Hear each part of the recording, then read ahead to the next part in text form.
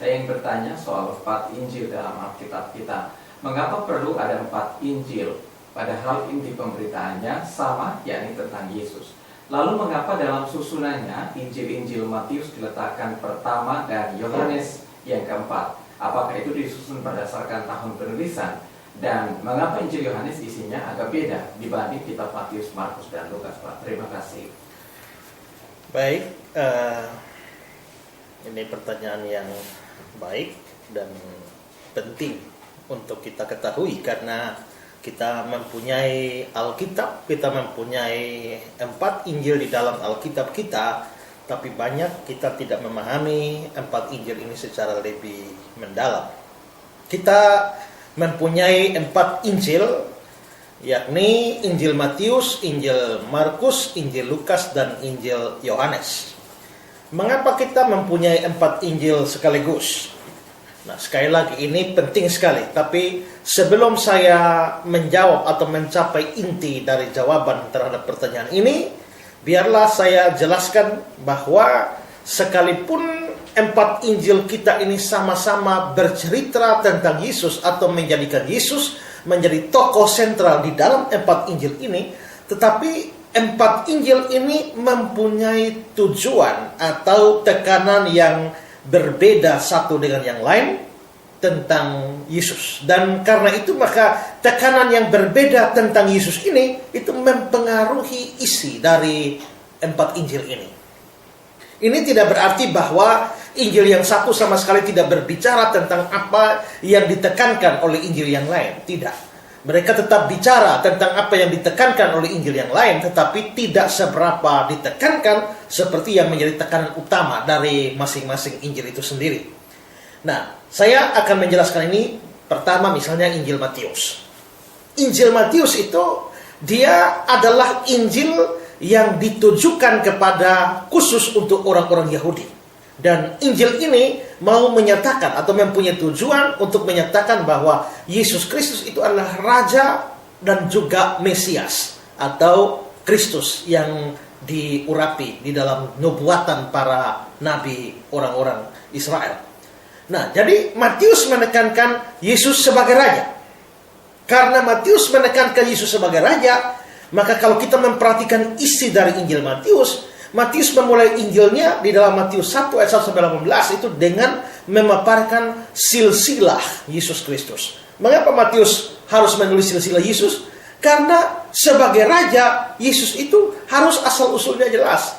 Dia dari mana, keturunannya dari mana, sampai dia menjadi Raja. Kita lihat ada nubuatan-nubuatan dalam Perjanjian Lama bahwa Mesias itu datang dari suku Yehuda, yakni suku yang menurunkan raja-raja orang Israel. Nah, kalau Matius mau menyampaikan bahwa Yesus adalah Raja, maka dia harus menjelaskan asal-usul Yesus itu atau silsilah Yesus itu bagaimana. Dan karena itu maka Matius memulai Injilnya dengan memberikan silsilah Yesus. Lalu saudara, dari permulaan silsilah ini, Matius langsung menghubungkan Yesus dengan Daud yang adalah raja terbesar Israel.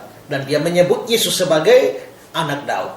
Dalam Matius 1 ayat 1 dikatakan, inilah silsilah Yesus Kristus anak Daud.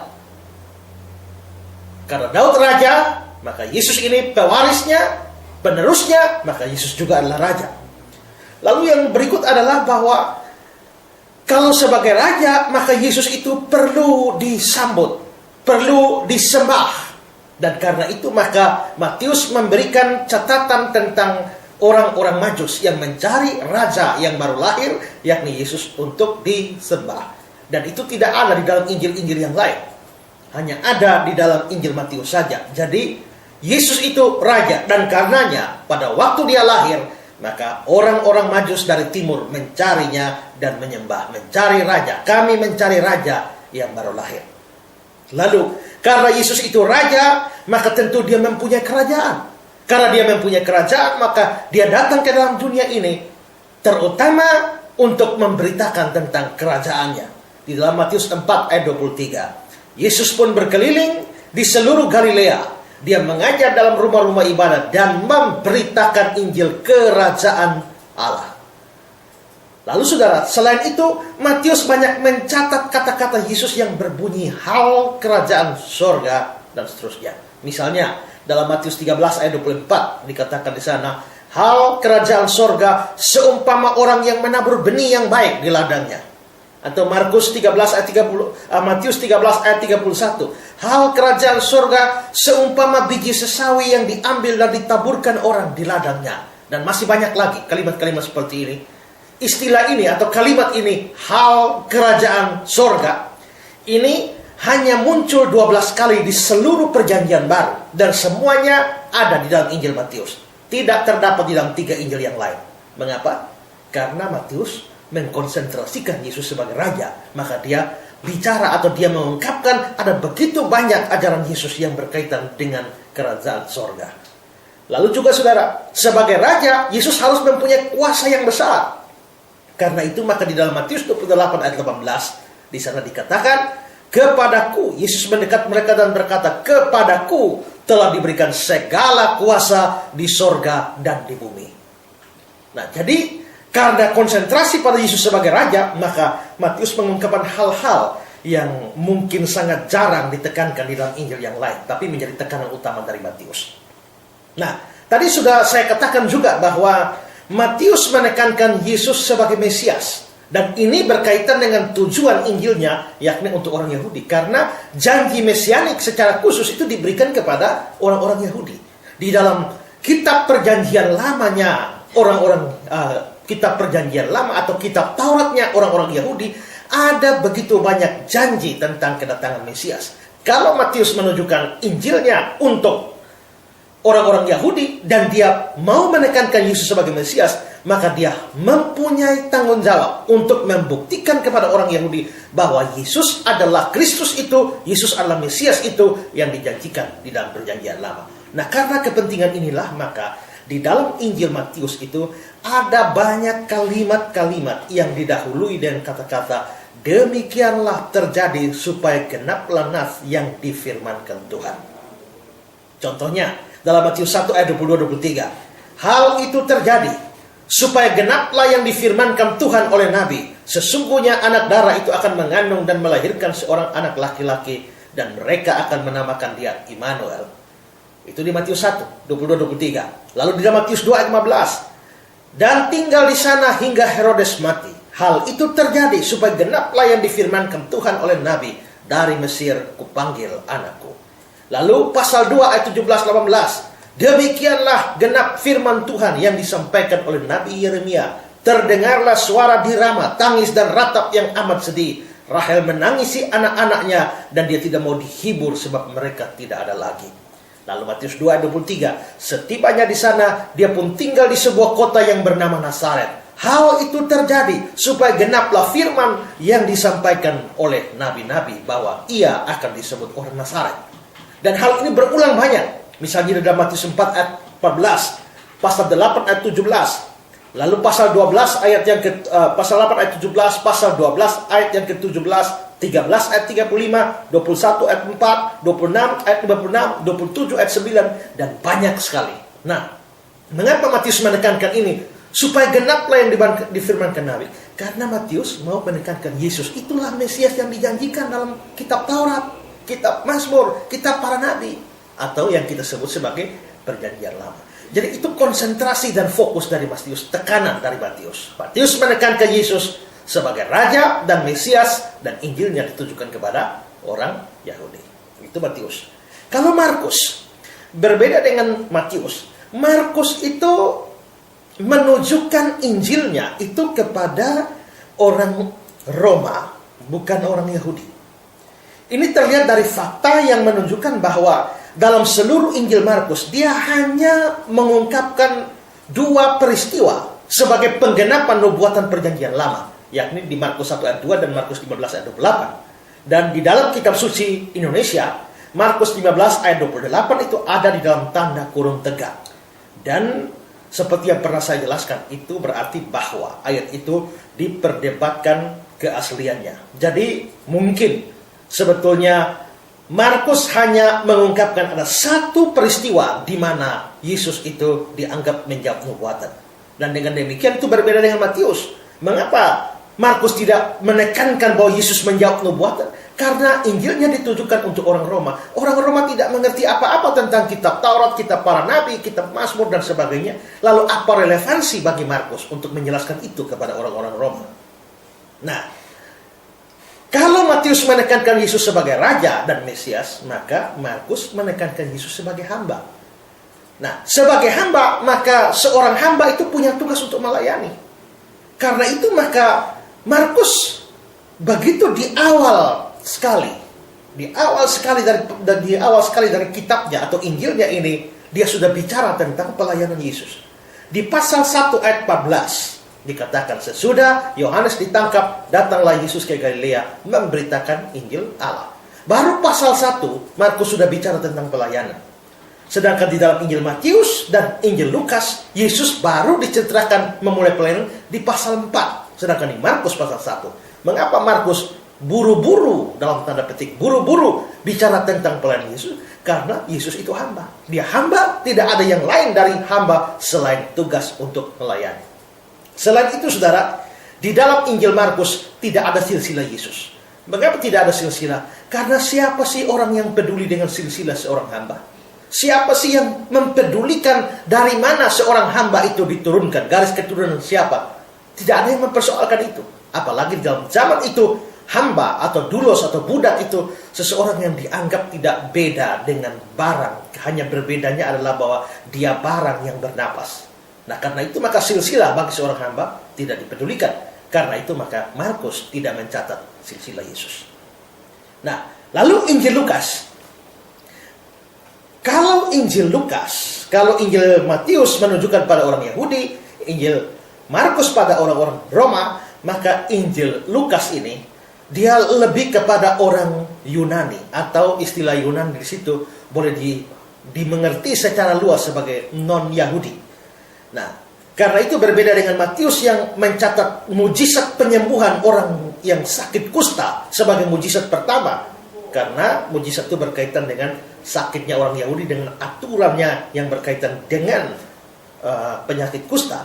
Lukas justru mencatat penyembuhan. Dia bukan penyembuhan kusta yang pertama. Lukas mencatat penyembuhan yang pertama yang dilakukan Yesus adalah penyembuhan dari orang yang dirasuk oleh setan. Itu di Lukas 4 ayat 31-37. Mengapa Lukas justru menempatkan pembebasan orang yang dirasuk setan itu terlebih dahulu sebagai mujizat yang pertama? Karena orang Yunani paling takut dengan roh-roh jahat. Dengan demikian Lukas berkata kepada orang-orang Yunani bahwa roh-roh jahat yang paling kamu takuti itu tidak ada apa-apanya dibandingkan dengan Yesus. Dan karenanya mereka harus tunduk kepada Yesus. Nah, kalau Matius menekankan Yesus sebagai Raja dan Mesias, Markus sebagai hamba, Lukas menekankan Yesus sebagai manusia. Nah, kalau Lukas menekankan Yesus sebagai manusia, kalau Yesus sebagai manusia, maka dia mesti punya silsilah.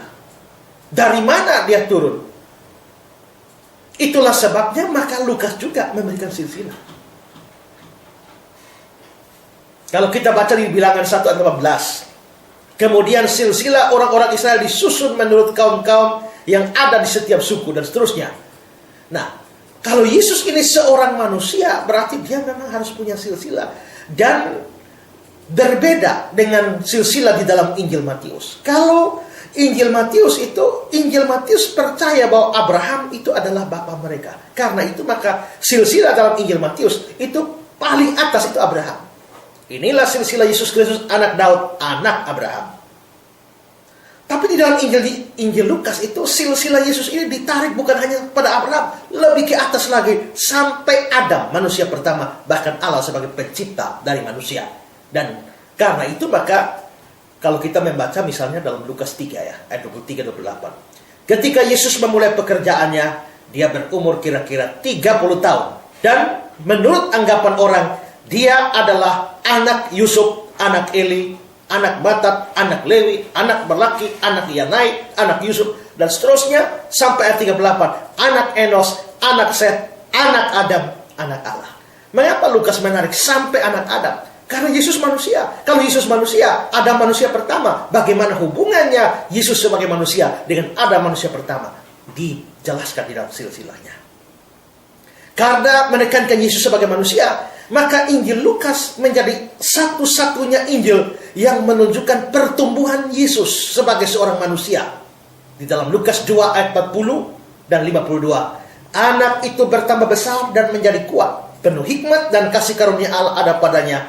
Dan Yesus makin bertambah besar dan bertambah hikmatnya dan besarnya, dan makin dikasihi oleh Allah dan manusia. Karena dia bertumbuh sebagai seorang manusia biasa, normal. Nah, itu Injil Lukas. Lalu sekarang Injil Yohanes. Nah, kalau Injil Yohanes, dia menunjukkan Injilnya untuk masyarakat secara umum, untuk semua manusia, boleh dikatakan demikian. Nah, Injil Yohanes ini, dia menekankan Yesus sebagai Allah atau sebagai anak Allah. Itulah sebabnya saudara, kalau kita membaca Injil Yohanes, tidak ada silsilah. Tidak ada silsilah Yesus Kristus. Mengapa? Masa Allah kok punya silsilah? Allah itu pencipta segala sesuatu. Allah itu pemilik segala sesuatu. Dia tidak pernah diadakan. Dia tidak pernah diciptakan. Kalau dia tidak pernah diadakan, lalu bagaimana Allah punya silsilah? Karena Allah tidak punya silsilah, Yohanes tidak merasa tidak perlu mencatat silsilah Yesus. Lalu Yohanes memulai Injilnya, pasal 1 ayat 1 langsung menunjukkan Yesus itu adalah Allah. Pada mulanya adalah firman, firman itu bersama-sama dengan Allah, firman itu adalah Allah. Lalu selanjutnya Yohanes banyak mencatat kata-kata Yesus yang sangat eksklusif, yang tidak bisa tidak menunjukkan bahwa dia adalah Allah. Yohanes 5 ayat 23 misalnya, supaya semua orang menghormati anak sama seperti mereka menghormati Bapa.